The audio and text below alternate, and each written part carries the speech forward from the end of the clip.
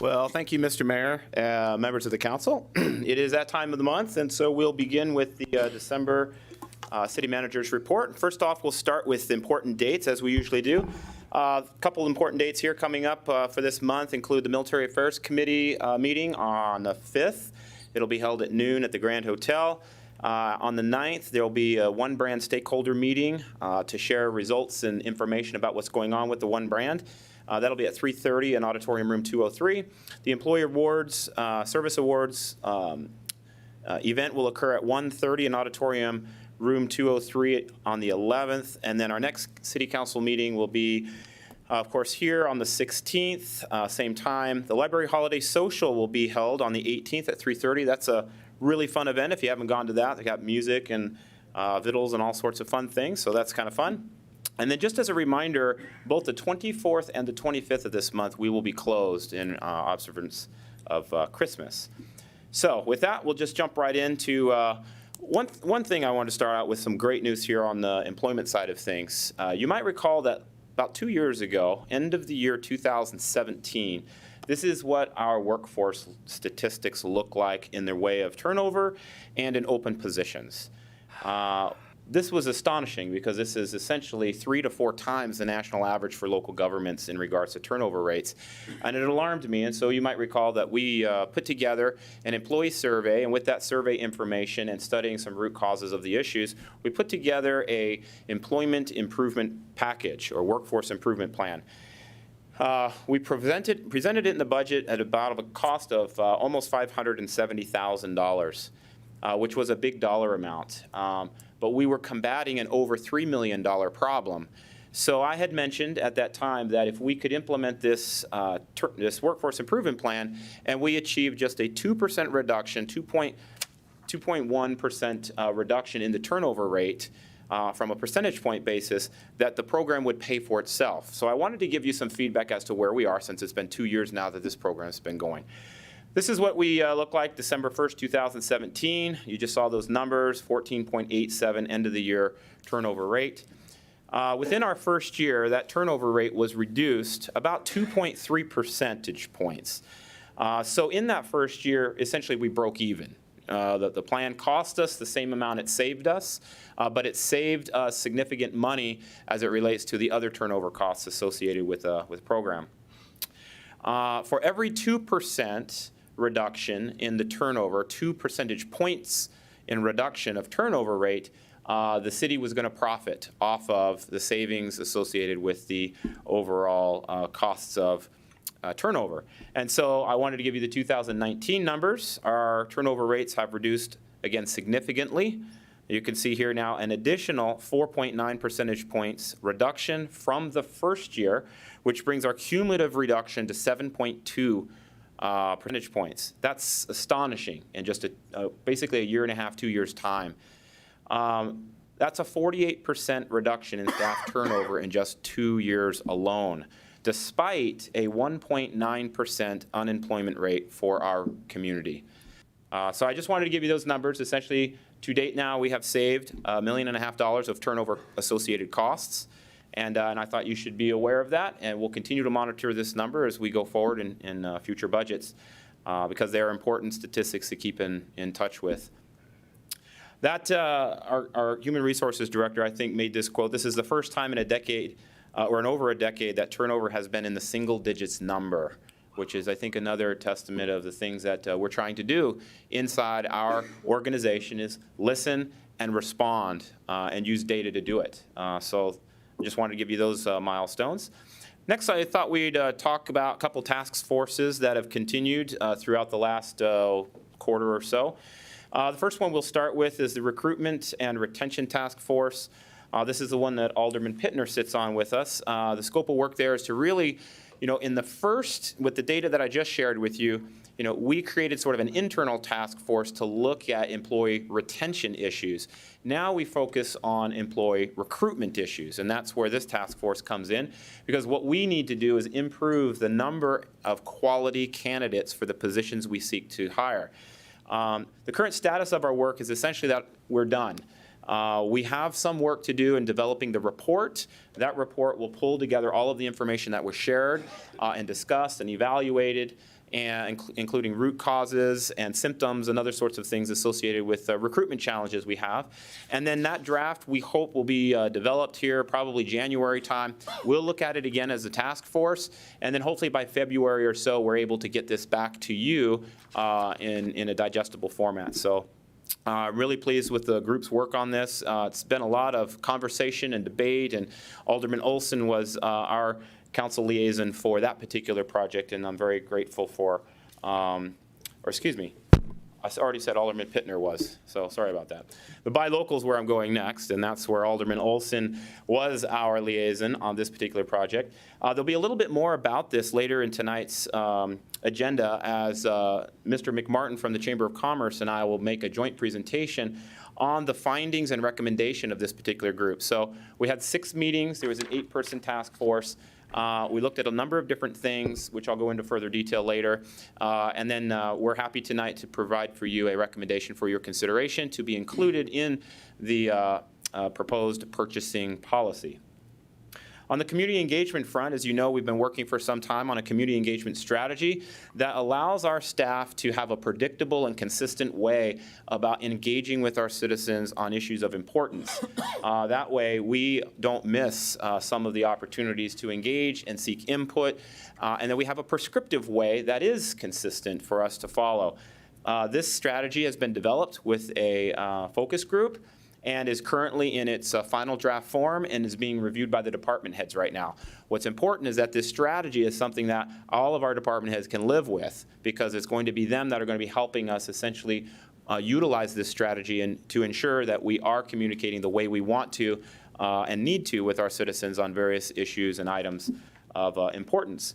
So as we get the department heads' feedback, we'll then go through a revision process. We hope to be able to finalize that document and then also get that to you here, probably looking like within the next month or so.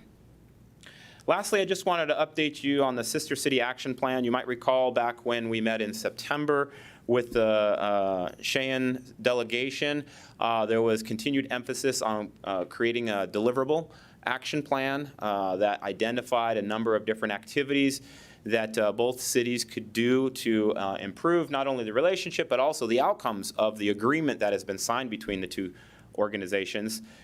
We have already begun the development of the action plan. It has been distributed to our other local participants who are partners in that agenda, or excuse me, in that agreement. And we're just awaiting the final inputs from them so we can consolidate all of that, revise the document, do one last draft, and then send it overseas to get the other components of that particular agreement put together. This is progressing a little more slowly than I would like, but we have a lot of organizations that are involved, and everybody's got different time schedules and those sorts of things. So we're going to have to, I think, be a little bit patient on this, but I do hope to have something here in the not-too-distant future. Next up, let's talk about NDR activities, or National Disaster Resiliency activities. The Gathering Space project, just wanted to inform you, as I did in an email, but mostly for the public. The Site 1 property owner, which is the Trinity site that we had moved to, has given us a letter that says they're not interested in selling that particular property to the city at this time. We do have this as an agenda item later in the evening, so I think there will be plenty of time and space on that agenda item for you to discuss kind of what you'd like to do next. But I thought I'd throw it in here just in thoroughness here. The next thing is the Family Homeless Shelter. That project does continue, and we're excited again by this project. We did get the Housing and Urban Development release of funds issued for the $2.74 million. We are awaiting the release of funds from the state, which will go to the acquisition of the project. We are told that that's imminent within days. So, but we just didn't have it today, so I couldn't include it. But that project is looking very promising in regards to moving forward. So we're excited about that. The new City Hall project has been kind of churning in the background right now. I want to thank Lance Meyer and others from the engineering department who have taken an enormous task on, which is to look at all of the available information between the two downtown buildings that we're evaluating, and to go through and comb through all of the various engineering reports and technical analyses and all of those sorts of things, summarize it into a document for each of the two buildings being considered. Those two documents are in their draft form and will be presented to the committee, the technical team, on December 10th, so next week. And we do hope through that conversation with the technical team that they'll be able to make a recommendation on which property or both or neither should be considered in moving forward. We'll take that recommendation and bring it to you so that then you can give us your guidance and direction finally in regards to a decision on what to do next. But just want to let you know that that is ongoing. We've had about 6 or 8 weeks where that work has gone on, and it has been enormous work. There's a lot of information to churn through. And there's also had to been some visits to the sites and those kinds of things to get additional information. So I do hope to have something for you here in the not too distant future on that. Next up, I wanted to talk briefly about City Hall security, particularly access, security access. We have had a number of incursions where we have found people roaming the halls that have no business necessarily here with the city, or at least appear to have no business.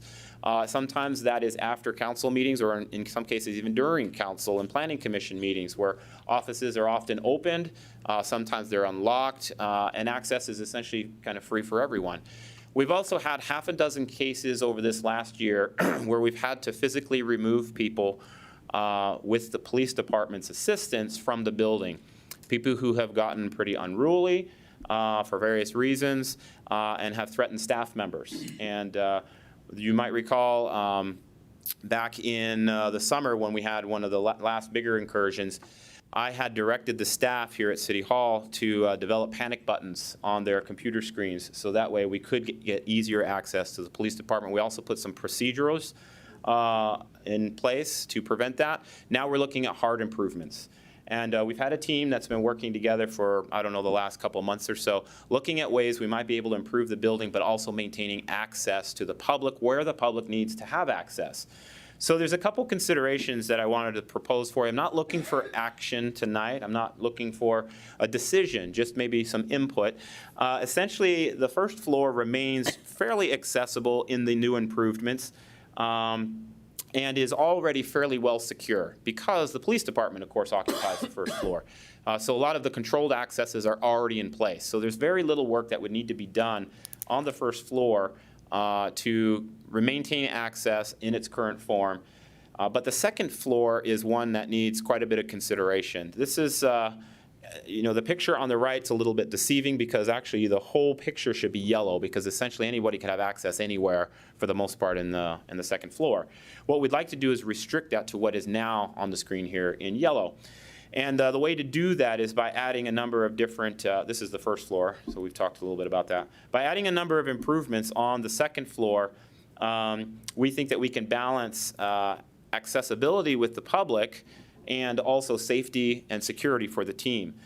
And so we're talking about securing a couple doors that already exist, adding automated alarms, adding an intercom system, putting in teller windows where appropriate so there's maintaining access.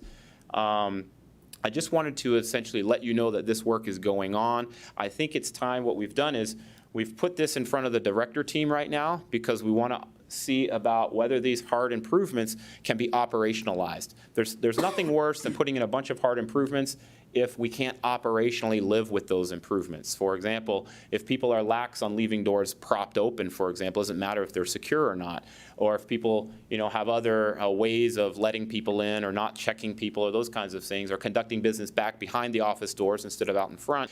Those are things that have to be considered in order for us to make sure that if we're going to do a hard improvement, that hard improvement sticks and works with the operational accessibility and inconvenience factors. So right now, that's what's going on. The department directors are looking at this with us. All of these improvements have been identified, have been done so with the help of the police department. One of the things you might know is if we do move to another building or build another building for a new city hall, this building is likely to remain and be completely taken over by the police department and possibly municipal court. So we want to make sure that whatever improvements get installed work for those organizations, and so they've been consulted essentially as well in this process. So the estimated cost right now for the improvements we think we've identified looks to be around $50,000.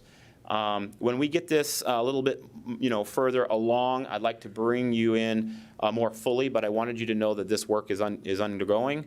And if any one of you wants to sit in our committee for some of this work, I'd welcome that, because I think we could use as much different views on this as we can. But it is important, and we definitely need to keep the team safe. Next up, I thought we'd talk a little bit about some year-end activities. This is a busy time for a lot of our folks throughout the city. There's a number of different activities that are being pursued and underway. I thought I'd just give you a couple of those. We are finalizing the 2019 goals that we set for ourselves as a team. There's something like 105 or 110 different goals that we set across the city with various departments, and those are being essentially reconciled at this point in time, and a report will be generated and provided to you probably in January about how well we did in executing on those goals. Employee evaluations are in full swing. Of course, we have hundreds and hundreds of those to do. The team has been working on key performance indicators. I've challenged them to take a high-level view of their organization and to evaluate and identify through key performance indicators about 5 to 10 different indicators that would allow us to easily track and benchmark performance over time, so that we could characterize each of the department's overall progress in maintaining key performance attributes and ensuring that we are putting the right resources and time and attention to those things that are most critical in keeping the organization in progressing forward. Also, State of the City preparations are underway. We've had a couple meetings with the team to do the work on the State of the City address. Development of the annual report, which kind of coincides with that, which includes also a documentation of a number of accomplishments and challenges and whatnot. And then there's a whole host of other types of things. I couldn't put them all on the list here, but we have final purchases that are going on, year-end closeouts, 5-year CIP is underway. That'll be delivered to you in a revision probably in February or so. Project closeouts, there's a whole bunch of other things. So it is a busy time for the team. Next, this is probably old news, but for those of you who haven't heard, essentially Minot was awarded the Air Force Global Strike Challenge Barksdale Trophy, and that's pretty astonishing. This trophy goes to the community that has the best show of support, more or less, for the Air Force Base. And of course, we do have a tremendous support base for the Minot Air Force Base and all of the airmen up there and women. And so I'm just really proud that our community has rallied behind our airmen and airwomen. And this is a great accomplishment for our community and all of the organizations, not just the city, but the Chamber, who does a lot of great things, including the Military Affairs Committee, Task Force 21. I mean, the list goes on and on and on. So it's an incredible achievement by our community, and I think it's much deserved. Next, we'll talk a little bit about some departing staff. Unfortunately, Mitch Flanagan, who has been with the city for 8 years. Mitch, are you here? Yeah. Would you stand up? I think everybody knows Mitch. But Mitch Flanagan's been with the city for 8 years, and unfortunately, he and his family are moving to Bismarck. And so we're going to be losing a great staff member. He started with the city as a building inspector when he first joined, in probably one of the city's most tumultuous times, of course, right during the flood, essentially. And then he moved into the building official position and has been serving in that role since 2013. So we're really sad to see him go. I know in my short time with the city, I have valued and appreciated all that Mitch has brought. We've had a number of challenges along the way, particularly building related, and he's been right there with us every step of the way, and I find him to be a tremendous asset and a wonderful resource to the city. It's going to be very difficult to fill his shoes. So thank you, Mitch, for all you've done. Next up, I just wanted to remind the council members that we do have an Employee Service Awards celebration that will occur on December 11th. You're all welcome to attend. It's at 1:30. It goes to about 3 o'clock, and it's in auditorium room 201. So you might want to save the date. And in addition, I'd love for you to save this date too. This is going to be the State of the City address date. It's going to be on February 6th. It'll be held at the same location we had it last year, which is the Magic City campus. We'll have an open house starting around 4:45, so our times are just a little bit different. The address will start around 5:30, and then we'll have a social after, much like we've done in the years past. That'll run from 6:30 maybe to 7:15, 7:30 or something like that. So With that, I'll take any questions you might have. That concludes the report I have for you tonight. Thank you, City Manager Barry. Any questions for Tom? Alderman Straight. Thank you, Mr. Mayor. Tom, in terms of the Sister City Action Plan, is there involvement with, I know there are many folks that have been involved with this dating decades ago. Are we touching base with those folks, including them as not just a goodwill offering, but how the city can improve and to kind of make that agreement better? Well, thank you. Mr. Mayor and Alderman Straight, I believe so, but we could be missing some folks because I have not been, a part of the city when those were going. But what we've done is we've taken the agreement that was signed, and I think there's 7 or 8 organizations